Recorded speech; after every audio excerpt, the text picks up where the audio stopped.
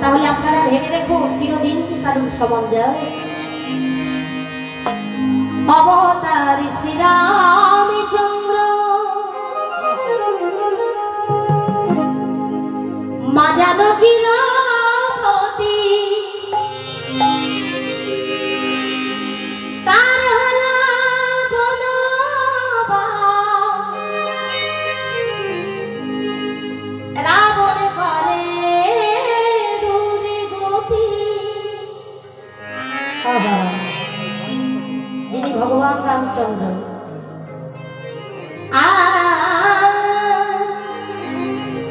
আগুনে পুড়িল না, আগুনে আগুনে আগুনে পুড়িল না, ললাটের কি লেখা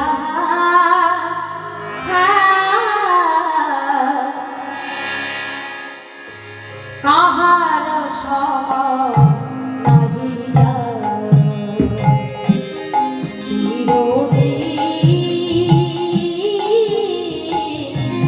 কাহার সম নাহি চিরদিন, কাহার সম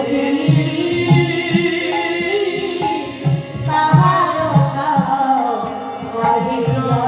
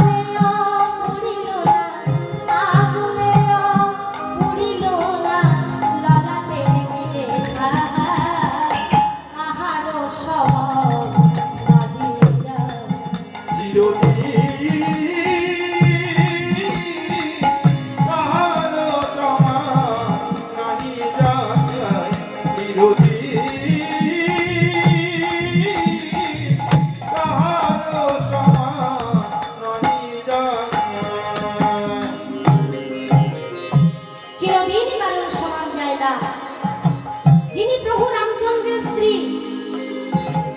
ও মাইরা আপনারা তো জানেন বাবা, প্রভু রামচন্দ্র যখন 14 বছরের জন্য বনবাস যাপন করেছিলেন, ভাই লক্ষণ মা জানকী সঙ্গে করে নিয়ে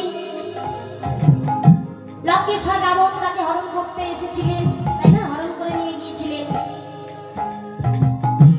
তাই মা জানকীকে কত পরীক্ষা দিতে হয়েছিল, তাই না?